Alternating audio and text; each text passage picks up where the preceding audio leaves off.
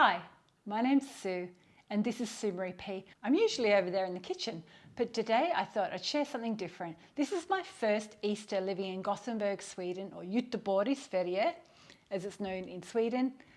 So happy Easter, or Glad Påsk, as it's said here.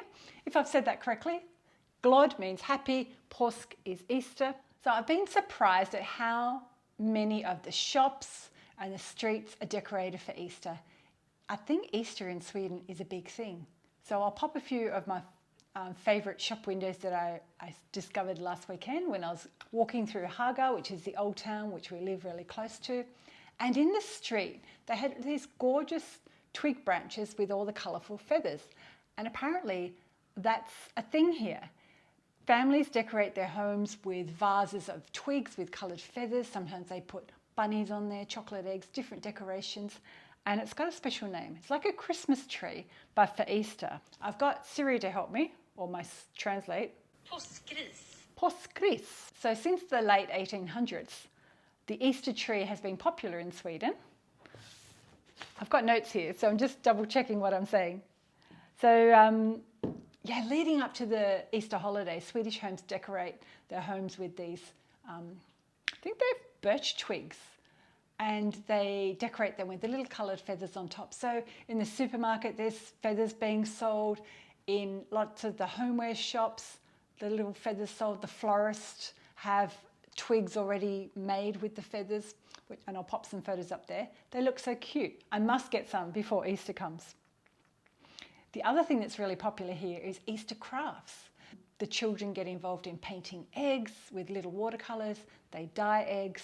I'm actually going to a friend's house on Friday to do painted eggs for the first time. So if they look good, I'll share the photo as well up above. So I think it's a big celebration. It's a time when families come together. It's the first long weekend of spring. So families go to cottages in the countryside if they've got a cottage. The extended family comes together. They celebrate with lots of traditional food. Many of the traditional foods came about because Sweden was quite a poor country before it was industrialised. So they had lots of pickled foods like pickled vegetables, pickled herrings. I don't really care for those, but I'll try and share some photos up above. The other things they do the meatballs, which is köttbullar. They do a potato bake, which is called Jansson's Temptation, which I did a vegetarian version at Christmas time. I'll share a photo above. Lamb has just become popular in the last kind of like 20th century. Ham was introduced on celebrating Easter maybe back in 1930s. What else do they have on their table? They have like little egg salads or little hard-boiled eggs with different things on top like caviar. They have salmon poached or smoked, Västerbotten cheese. I'll pop the cheese up there. It's a really bitey, tasty, hard cheese. It's our favourite cheese here in Sweden. They make quiches out of it. But I can't find much in the way of cakes. Cakes don't seem to be a big thing in Swedish tradition. So maybe people just eat fruit or nuts, or they're a little bit healthy, or they adapt some other cuisines or other cultures' desserts. What else is happening at Easter time? So the children celebrate Easter on Thursday. They get dressed up in all these old clothes. I found a photo online, so I'll share that as well up above. So they get dressed in the old clothes, paint their cheeks red, and apparently they're meant to mimic Easter witches called Påsk Kärringar, which looks like Kärringar, but it's pronounced Kärringar. So once they've dressed up, they visit houses, knocking on doors with a little basket, much like Halloween, hoping to get sweets given to them.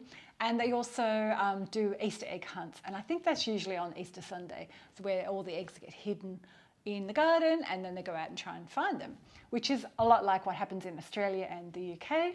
What else can I tell you about Easter? So what I've noticed for Easter eggs in Sweden, the little eggs are really popular. And children get gifts given in big metal eggs that are filled with all the little lollies or chocolates or cardboard shaped eggs, not like the hollow filled eggs that I'm used to getting. So we're looking forward to our first Easter here in Sweden. I don't think I'll be dressing up as an Easter witch, painting my cheeks red, knocking on houses for sweets, but I will be spending time with my husband, and maybe we'll cook something nice. I probably won't eat pickled herrings, but if I do something nice and creative that I'd like to share with you, I'll end up maybe doing a video or send some photos. Hope you've enjoyed a little insight into my observations of my first Easter in Sweden.